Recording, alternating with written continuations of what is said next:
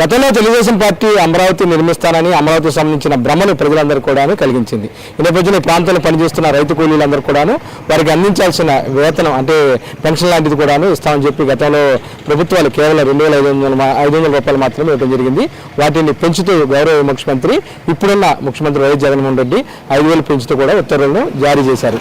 ఈ నేపథ్యంలో ఈరోజు తాడికొండ నియోజకవర్గంలో సిఆర్డీ పరిధిలో ఉన్న ఎవరైతే వ్యవసాయ అమరావతి రైతు కూలీలు ఉన్నారో వారందరికీ కూడా 5,000 రూపాయలు చొప్పున రాష్ట్ర ప్రభుత్వం పెంచిన ఈ అమౌంట్ను గౌరవ మాజీ హోంమంత్రి ఈ స్థానిక ఏదైతే తాడికొండ నియోజకవర్గ సమన్వయకర్త సుచరిత గారు పంపిణీ కార్యక్రమాన్ని నిర్వహిస్తున్నారు. అంటే ఈ ఆలోచన వచ్చిన ముఖ్యమంత్రికి ఇక్కడ ఉన్న వాళ్ళందరూ కూడా పాలాభిషేకం చేశారు.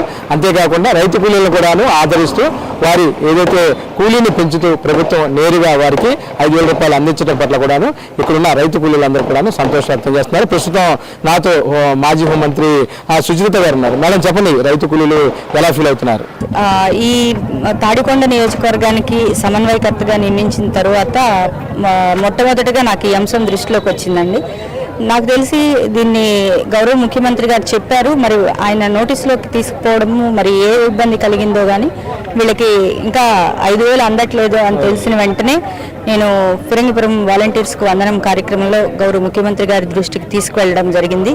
కేవలం 14 రోజుల్లోనే జీవో ఇచ్చి దాన్ని వెంటనే 5,000కు పెంచినటువంటి ఘనత మాత్రం గౌరవ ముఖ్యమంత్రి గారికి దక్కుతుందండి. చెప్పండి, ఈరోజు జనసేన టీడీపీ పొత్తుల మీద కొంతమంది అందరూ కూడా బయటకు వచ్చి మళ్ళీ తిరిగి వైసీపీలో చేరుతున్నారు. అంటే టీడీపీ జనసేన పొత్తు ఎందుకని విఫలమైంది, మళ్ళీ అందరూ కూడా జగన్ బారి పక్షాన్ని ఎందుకుంటున్నారు? అంటే చెప్పాలంటే అండి, పొత్తులు పెట్టుకోకుండా చంద్రబాబు నాయుడు గారు ఎప్పుడు ఎన్నికలకు వెళ్ళినటువంటి ఆనవాయితీ అయితే లేదు. మా జగన్మోహన్ రెడ్డి గారు ఎప్పుడూ కూడా సింగిల్గానే వస్తారు. ప్రజలు ఈరోజు సంక్షేమం చేశారు, ప్రజలు నా వెనకే ఉన్నారు అనే ఒక ధైర్యం నమ్మకంతో గౌరవ ముఖ్యమంత్రి గారు ఈరోజు 175కు 175 మాకు వస్తాయని బలంగా విశ్వసిస్తున్నారు. ఎప్పటిలాగే ఆయన పొత్తులు పెట్టుకున్నారు. మరి మొన్న చూసాము తెలంగాణలో ఏం జరిగింది, కనీసం డిపాజిట్లు కూడా రానటువంటి పరిస్థితుల్లో జనాలు విశ్వాసం కోల్పోయారు. గతంలో ఇచ్చినటువంటి అండదండ కూడా ఇవ్వాలంటే ఈసారి ఆలోచించేటువంటి పరిస్థితికి వచ్చారు. అందుకే ఈరోజు ఈ పరిస్థితి అని నేనైతే నమ్ముతా ఉన్నాను. సిద్ధం సభ ఏర్పాట్లు ఎలా జరుగుతున్నాయి? 10వ తేదీన ఇప్పుడు కూడా మీరు పిలుపునిచ్చేశారు మనలో నుంచి చాలా ఎత్తున కూడా ప్రజలు రావాలని.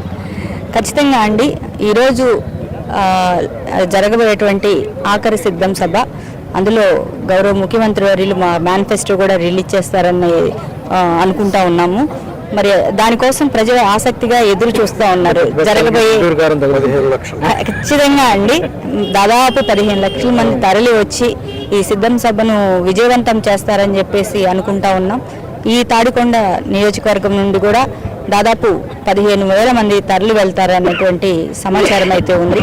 మరి ముఖ్యంగా ఏదైతే రాజధాని అని భయపెడతా ఉన్నారో, బూచిగా చూపిస్తున్నారో, ఈ ప్రాంతం నుండే పెద్ద ఎత్తున సిద్ధం సభకు వెళ్ళడానికి ప్రజలు సిద్ధపడుతున్నారు అనేటువంటి ఒక శుభవార్త కూడా మాకు తెలుస్తూ ఉంది. అందుకే అది పూర్తి స్థాయిలో ఒక జగన్మోహన్ రెడ్డి గారి మీద నమ్మకం, భరోసాతో ప్రజలందరూ కూడా ఆ సభకు తరలి రావడానికి ఆసక్తి చూపిస్తారు. అందరికీ ఆల్మోస్ట్ ఇచ్చినట్టేనా ఈరోజు రైతు కూలీలందరూ కూడా?